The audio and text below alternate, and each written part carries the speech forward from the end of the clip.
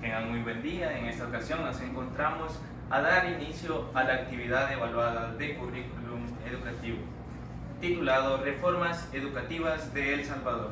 Nos encontramos en las instalaciones de la Facultad Multidisciplinaria de Occidente de Santa Ana, con el doctor José Guillermo García Costa, vicedecano de esta facultad, con nuestros compañeros Cristina Yasmín García Trinidad, nuestra compañera Celina Saraí López, nuestro compañero Samuel Antonio Chávez Hernández, nuestro compañero Marvin Antonio García Limas y mi persona, Darío Armando Perla Carlos. Bienvenidos, será un gusto para nosotros dar inicio a esta actividad. Muy buenos días, doctor García. Un gusto que usted nos preste un poquito de su tiempo, ¿verdad? Sabemos que su agenda es muy apretada. Cuando nosotros hablamos de currículum nacional, hacemos referencia a la evolución, ¿verdad?, que la educación ha tenido, y nos encaminamos hacia la reforma educativa de 1883-1890 en El Salvador, dada que se vio influenciada por el positivismo. ¿Cuál considera que fue el impacto en la estructura y en la evolución en el sistema educativo, y qué elementos de esa reforma podrían ser relevantes aún en la educación actual?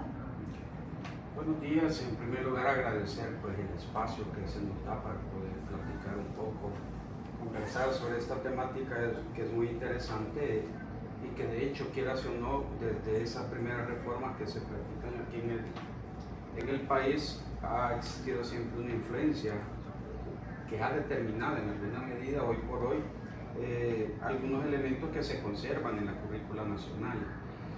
Sucede que en esta primera reforma que se genera aquí en el país hay algunos elementos básicos que hay que contemplar, y justamente uno de ellos es la influencia que tuvo el positivismo.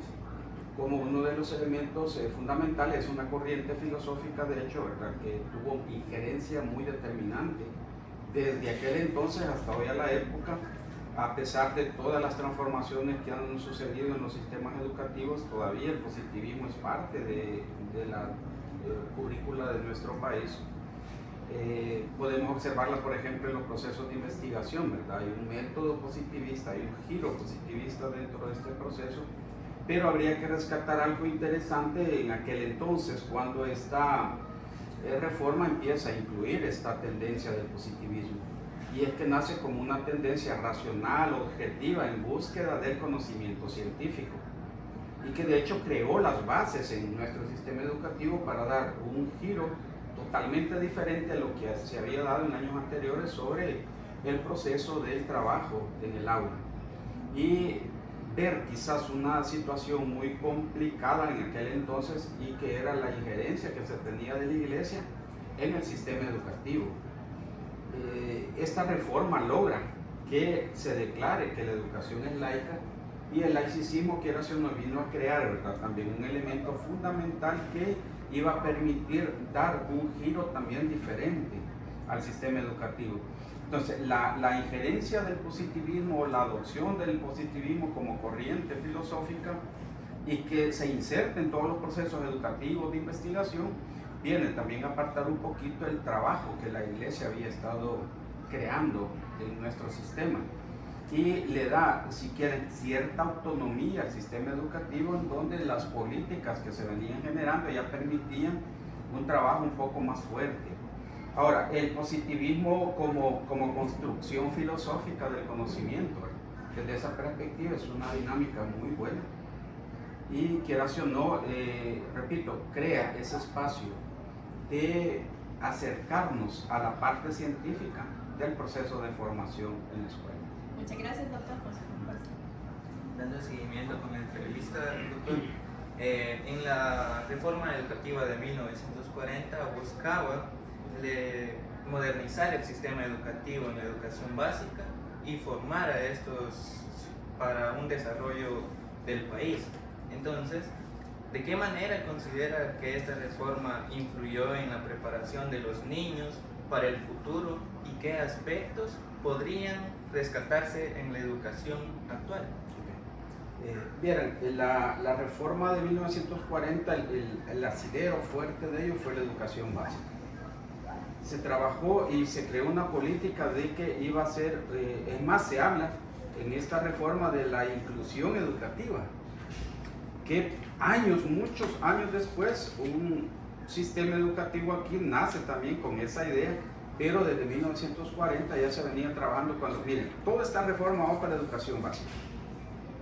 Y hay a la parte de esta dinámica algo muy peculiar, y es que se crearon una campaña intensa de alfabetización en todo el país, porque el grado de analfabetismo era sumamente elevado. Bueno, todavía, ¿verdad? La reforma del 68, eso estaba muy elevado.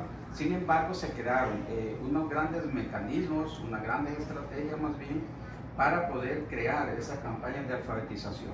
Y la idea era que al menos educación básica, todo El Salvador lo tuviese. No solo los niños que iban a ir a la escuela, sino todos aquellos adultos que no habían tenido la oportunidad de insertarse en el proceso educativo. Y hay otra parte ahí que es interesante en la reforma de 1940, y es que también se crea, aparte de eso, una educación técnica, que requiere tremendo auge en la reforma de 1968, y en la del 95 se termina remachando, y nace justamente aquí en el periodo de la reforma de 1940. Muchas gracias. Buenos días, doctor. Siguiendo con la línea, la siguiente pregunta sería: en El Salvador, la reforma en 1968 tuvo como objetivo modernizar el sistema educativo y se centró en ampliar el acceso a la educación, diversificar el currículo e introducir nuevos métodos de enseñanza. Desde su perspectiva o desde su punto de vista, ¿cómo considera usted que esta reforma influyó en la formación docente y en la evolución de los métodos de enseñanza en el sistema educativo? Quizás como preámbulo a esto, detrás de toda reforma educativa si hay un tinte político, en todas las reformas educativas pasa eso. En aquel entonces, ¿qué pasaba? Todo el proceso de la revolución inglesa la revolución industrial, ¿verdad? Vino a generar una gran situación de olas de cambio en todo el mundo. Entonces nosotros necesitábamos adaptarnos un poco a esa dinámica, y dicen, miren, ya la reforma del 40 no nos sirve porque es de educación básica, necesitamos reformar una estructura más y nos vamos a ir al bachillerato. Y la reforma de 1968 eso hace. Trabajar ya en una dinámica de modernización, entre comillas, al sistema educativo, porque necesitamos insertar y preparar mano de obra calificada. Entonces se moderniza el sistema educativo, porque la currícula cambia, la dinámica cambia, la concepción cambia, la formación profesional del docente cambia.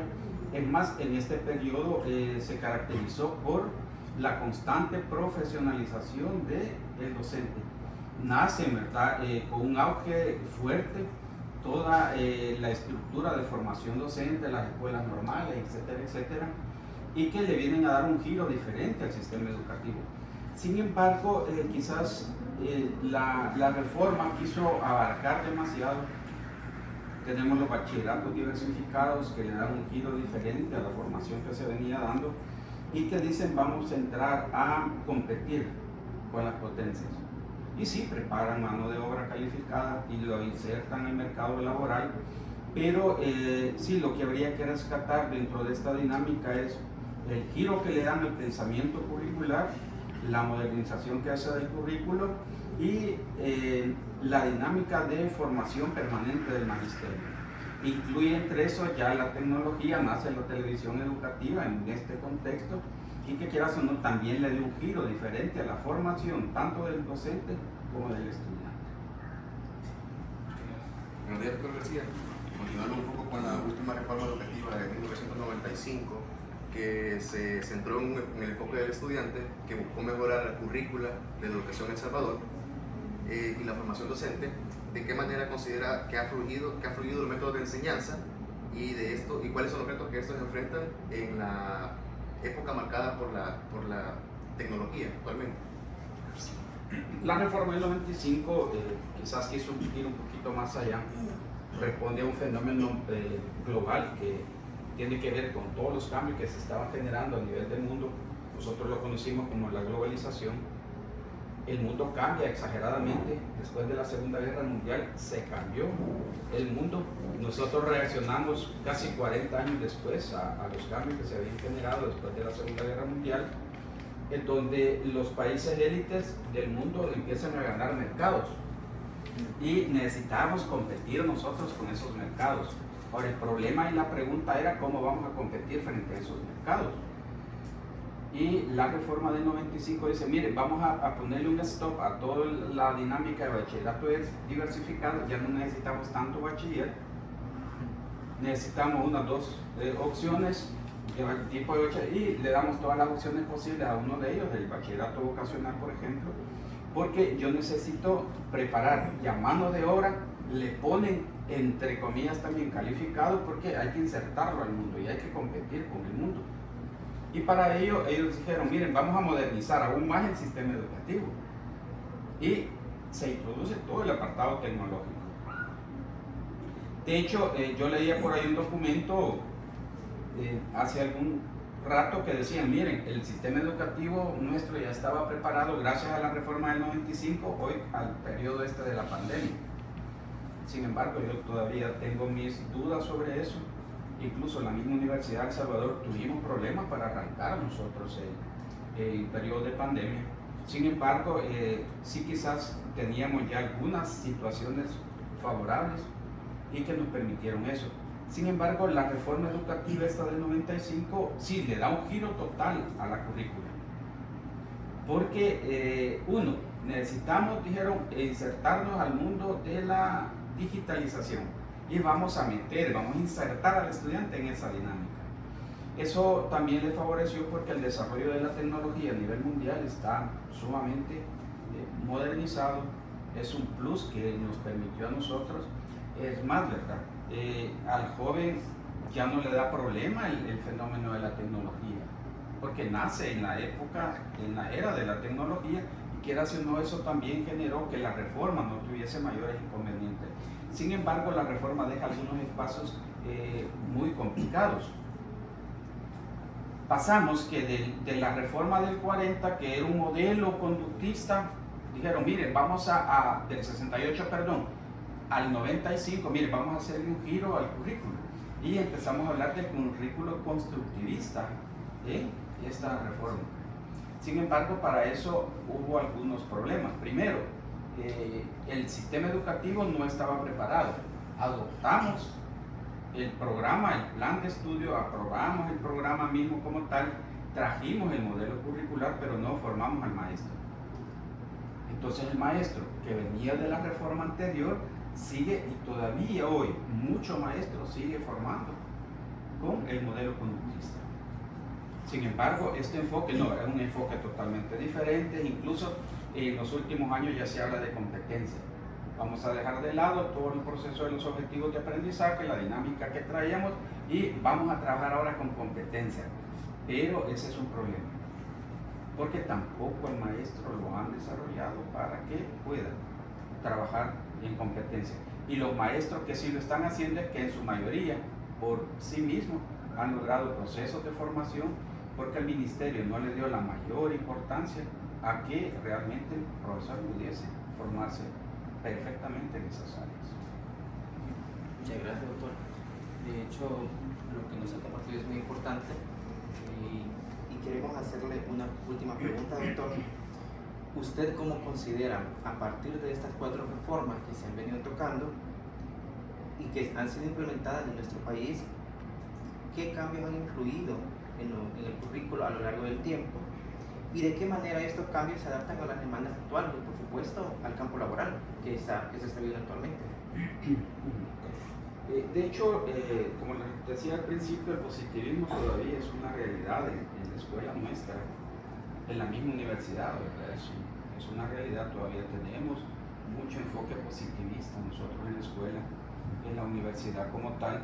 No estoy diciendo que eso sea malo, pero por ejemplo, yo todavía tengo problemas cuando quiero trascender del método cuantitativo en investigación al método cualitativo.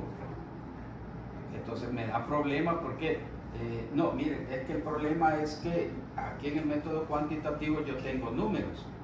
El número nunca engaña, dicen. Entonces yo con base a eso hago un análisis.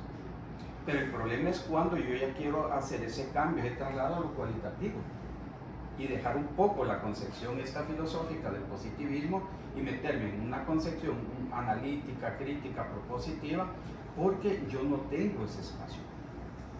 Entonces, porque la mente todavía está pensando en aquella construcción positivista. Mi mente está pensando todavía que a partir de un número yo puedo generar un análisis. Pero el problema es que el número como tal es frío. ¿Qué causa el problema? ¿Cómo se desarrolló el problema? ¿Cómo puede intervenir en el problema? El método positivista hasta ahí no llega. Sin embargo, todavía es una realidad en la dinámica nuestra y que es parte de la currícula salvadoreña. Hay algo que también hay que rescatar y que por ahí se hablaba mucho de modernizar los sistemas educativos. El Ministerio de Educación ha hecho esfuerzos, no lo vamos a negar, ha hecho esfuerzos por ir modernizando e irse adaptando a los cambios globales que se han venido generando. La universidad está trabajando también en esa línea. Prácticamente tenemos aquí como meta para el próximo año tener todos los planes de estudios actualizados. Ya este año ya actualizamos varios, yo creo que ustedes ya se dieron cuenta aquí en la universidad. Ha causado una gran revolución eso, ¿verdad? Miren, procesos complicados, porque no todos estamos como preparados para meternos en una dinámica, hay que preparar al docente, pero eso es parte de cómo se ha venido desarrollando.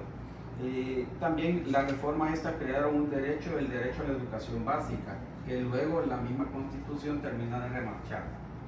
Todos, bueno, hoy pusieron hasta bachillerato en todo caso, que es parte de la dinámica que la reforma de allá de los 1800 han generado y que quieras o no todavía sigue perpetuándose en el sistema educativo nacional. Otra situación es la dinámica con la que se han venido desarrollando los currículum, y algo que había que rescatar desde 1940 es y que últimamente también ha desaparecido es el esfuerzo que se hizo en educación en valores, educación cívica, la pertenencia, la idiosincrasia, etcétera, etcétera, que son situaciones que se quisieron retomar en un momento determinado, pero que la misma reforma al final no los incluyó. Sí. Muchas gracias, doctor. Queremos agradecerle en nombre de los estudiantes de la Cátedra de Currículo y por el espacio que nos ha brindado. Sabemos que todo el proceso que usted ha vivido nos ha servido también a nosotros para que podamos también replicarles a otros compañeros sobre cómo la dinámica del currículo, la dinámica de la reforma ha influido dentro de nuestro país y de acá en adelante cómo seguirán los procesos educativos. Así que agradecemos de antemano por el espacio que nos ha brindado, doctor. Así que muchas gracias. Hasta luego, compañeros. Ya estamos siempre. Gracias. Muchas gracias. Gracias.